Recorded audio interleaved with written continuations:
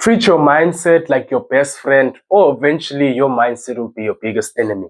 Have you ever asked yourself, why can't I keep towards my promises? Have you ever asked yourself, why am I always this type of person? Why can't I be like that person on Instagram who's constantly working hard towards his goals, who's constantly focused and is constantly just doing the most and not the least? Why can't I be like him? I know you've asked yourself that question. And in today's video, I'm going to show you why your mindset literally plays a big role in how you navigate your life. Whether you navigate it beautifully or whether you navigate it negatively. In today's video, I'm going to show you what you're doing to literally sabotage your mindset, which is what's sabotaging your growth, and how we can take you from this position to having a strong mindset who constantly wants to grow, learn, and improve on a regular basis. So let's start with why your mindset is literally weak. And you know why it's weak? Because you can't keep promises towards yourself. You told yourself that, okay, 2025 is the year where I'm gonna lock in this goal, that goal, this goal, what goal, me goal. I'm gonna achieve all of you. You wrote it down happily, jumping up and down. But look at where we are. It's literally the 2nd of October 2025. 10 months have passed by and you haven't done anything to work towards your goals. You said this year is going to be a better year. You said this year my mind going to be straight. My relationship with the Lord going to be straight. My muscles going to be straight. But yet, you going sideways and sideways and sideways. So, the more you keep on not keeping promises towards yourself, the more you weaken in your mindset. And the more you weaken in your mindset is the more then you start not even trusting yourself. Because think about it like this. Imagine now you and your friend say towards yourself, for this next 2 weeks, your friend is saying he's going to come pick you up so that both of us can go to the mall and go shopping. Every single day I'm going to pick you up and we're going to go to the mall and we're going to just go shopping as a strength. And you'll be like, okay, thank you. He made that promise. So then on the first day, he doesn't show up. Then it's like, sorry, bro. You're going to have to walk to the mall. But I'm going to catch you there. You walk to the mall the first day. Second day, same thing. Third day, same thing. Fourth day, you then start being like, whoa, but what's this guy? He promised me earlier on saying that he's going to take me to the mall each and every single day. Why is he not coming to me?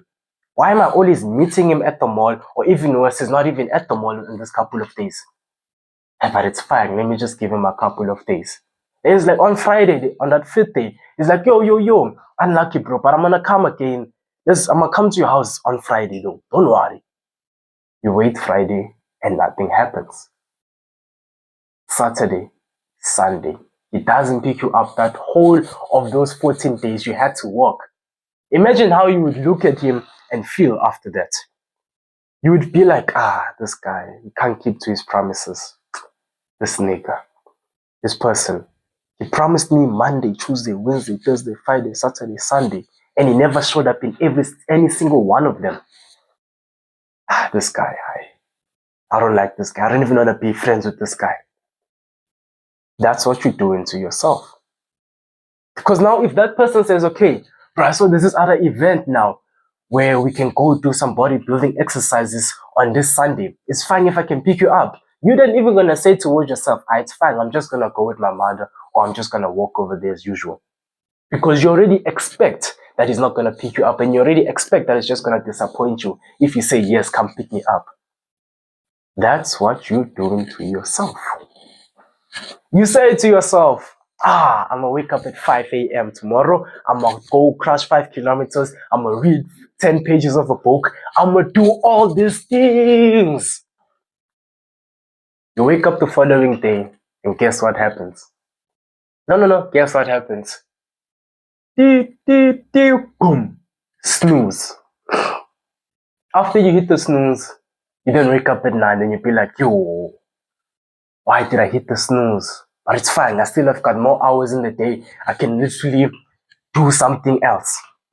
But guess what you decide to do? You decide to scroll, procrastinate, and just slow down and not live up to the expectations that you had for yourself in that following day. And the more you keep on repeating this habit, the more you keep on doing this thing, is the more then you keep on telling yourself and your mind that we can't keep promises towards ourselves. We actually a human being who who constantly lies towards ourselves. Because when last did you tell yourself the truth of actually keeping towards that promises? It's been a while.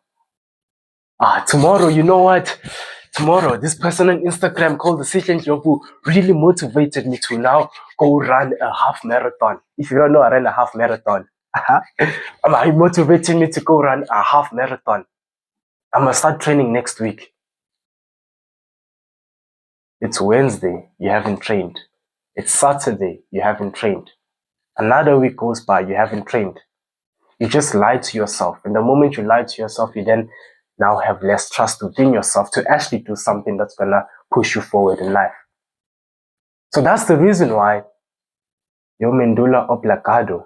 Ooh, did you hear that? Your medulla oblongata. If you don't know what's that, your mindset. I'm a smart guy. But your mindset is holding you back because you can't keep promises towards yourself.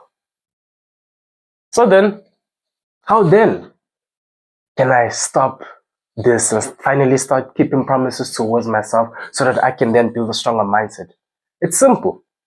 Whatever thing that you want to achieve or whatever habit that you want to form, literally do the simple thing. Start small. Start small. Like, literally now, like, I was also in this type of period. Like, after the monk mode, 12 weeks of monk mode, I literally went the past whole of September and August, September. Yeah, and the whole of August, these past 2 months have not been the best months for me, being honest with you. Like, I literally went like this. Watched the wrong videos, keep on eating a lot of junk, was scrolling a lot, was overthinking a lot, and all of these other things. And I just literally went back. I feel like I went back not to square one, but like, I've literally stepped a couple of steps back compared to the position where I'm used to being, which is over here. But then I went a couple of steps back. But then this month, October, I told myself, you know what, man, like, it's time to lock in. Yes, I am in alignment, because even though I was not in the correct habit forming, I was still in the correct alignment, which is God's alignment. And I've literally built a closer relationship with the Lord. I'm like so detached away from this world. So that's the positives of what happened this past 2 months. But then I also realized that, okay, even though I'm spiritually aligned, I need to still though be externally aligned. So then I was like, okay, currently now I'm living like an average person. I'm not keeping to my promises. I'm being like the old me, scrolling, eating unhealthy food. It's time to lock in.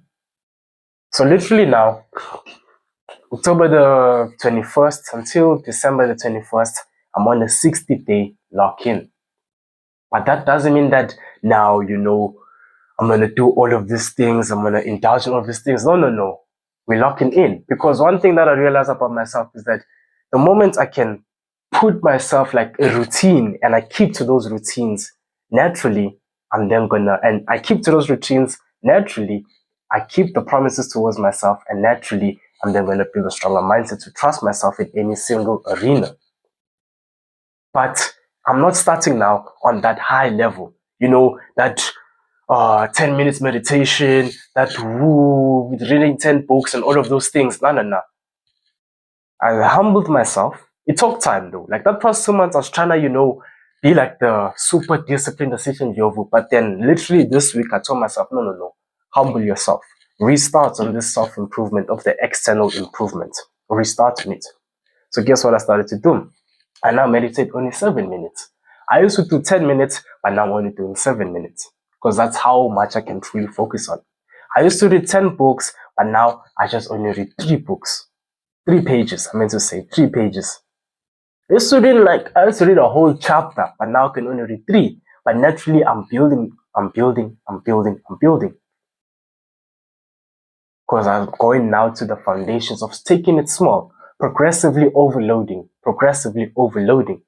And that's what you should start doing in order to start building a stronger mind. So that's the name of the game. Take it slow, take it easy, and just first build that trust within yourself. Do the little habits.